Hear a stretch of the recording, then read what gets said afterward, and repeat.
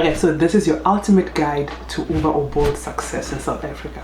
And everything that I'm going to be sharing on this video is purely based on my own personal experience and also from talking to some of the people that I know. So nothing from this video can be considered as financial advice. So I have a few videos that I've made about starting this business. So this one is going to be different from those other videos. I've outlined this based on how things are being done right now. With some of the stuff, I will be referring back to the older video. Like the older videos will have more in-depth explanation. I will link those for those of you that would want to go watch them. So there's 5 guidelines that I'm going to be discussing in this video. The first thing is that you need to set the stage for success.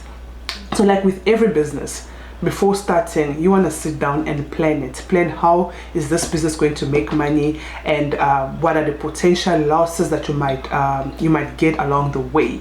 So we all know that e-hailing like Uber and Bolt has been around in South Africa for some time, and they're doing well. It's a business that will always be making money because people do need transportation. It doesn't matter how many people are doing this or whatever, the market will never be saturated. There will always be a place for you. If this is something that you want to do, and also with the high unemployment rate, like high unemployment, people not making enough money due to inflation, people can't afford their lifestyle. So it's always a good thing to have like something like this to make some extra cash. When you are planning how you're going to run your business or your side hustle, a very important thing that you have to bear in mind is that you need to be realistic about your earnings. Whether you're going to be doing this by yourself or you're going to have someone do it for you, and more specifically if you're having someone do it for you, because like times are tough right now. Fuel is expensive, maintenance is expensive, like paying for car maintenance is expensive. So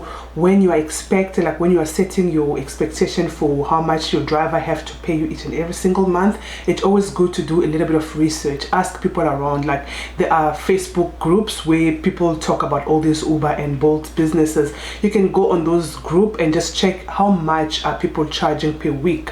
Like there was a time when we used to charge 2.5 a week, and then that went from like 2.5 to 2,000, and it even went to like 1.8. Like and there were times when we had to make peace with getting 1.5 every single week, because like times are changing, and like you don't want to be so hard on on the person who's driving for you, because like they're also just doing their best. Like most of them are doing their best.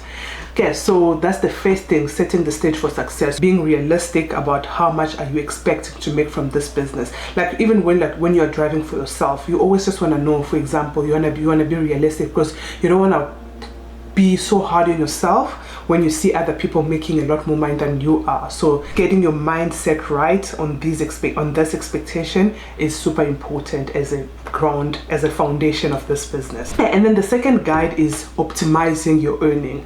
Whether this is a business or this is a side hustle, you are in it to make money. So making money is like at the forefront of the business. Like you need to make money, so you have to optimize your earnings.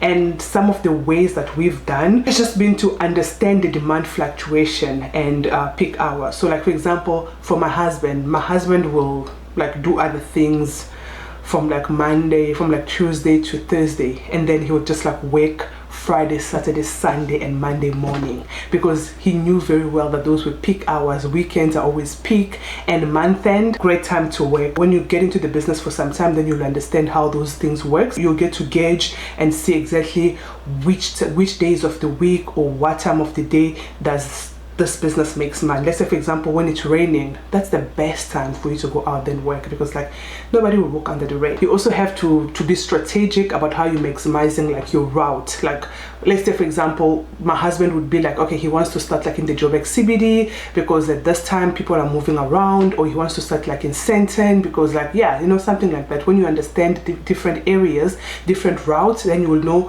which areas will have more requests at this specific time. And even when you're on the app that does show you where there's high demand, so you can like work your way to the area where there's a high demand. The other thing that is super important is to leverage promotions and incentives. So the app does give a lot of incentives, especially in Bolt. There are always incentives. So when you understand those incentives and you work your way around them, then there's always some extra cash that comes with it. So that's how you optimize your earnings. The next guide is just managing cost and expenses. The biggest cost with this business is fuel. So if you have a car that is very efficiently in fuel consumption, then you will be good, because then you're not using a lot of, you won't be spending all the money that is being made on fuel. So very important to always go for a car that is super fuel efficient. The other big thing when it comes to expenses and cost is maintenance. The car has to be maintained. Like it has to be maintained. You cannot go your way around it,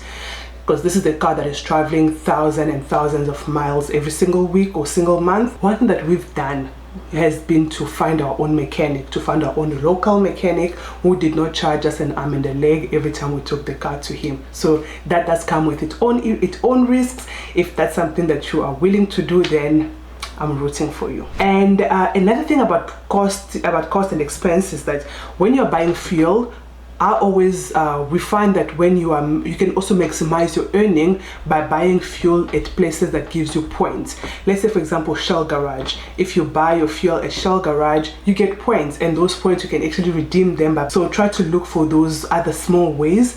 Of course, you can make money from incentives, but you can also make money from some of the expenses. Okay, and then the next guide would be just to navigate the platform efficiently. You need to understand the interface and the features of the platform, so that you don't, like, let's say if a trip comes in and then something happens, now you cannot accept it, whatever. Like it's not so common, but like understanding the app, staying up to date with the policies and procedures, with the policies and updates of the platform. The last thing is just growing your business. So this is a very important part of this guide, because like especially if this is a business that you're doing, then you want to grow it. You want to find ways on how you can spread the wings of this business. One thing that is works super well in this for this stage is that you need to have great customer experience. Like you need to give your customers a really good service, because you never know which customer are you driving. You can be driving someone who can be like your forever client, or someone who can even give you more offline trips. Like,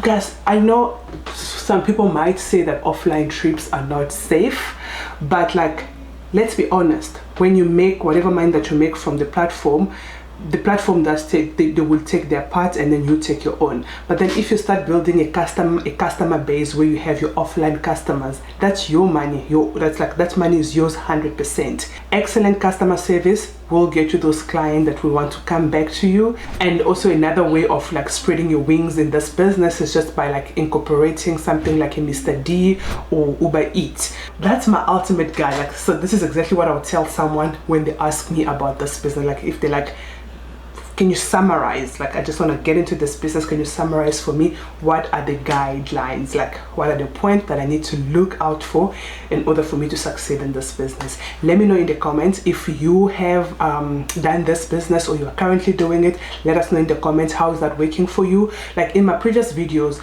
I did get some comments where people were like, this was the worst business they've done, they've just lost everything, they've lost money, whatever. Yeah, that's true. It's a business, comes with a lot of risks. So the most important thing is just to know how to manage those risks. And yeah, for us it has been a blessing.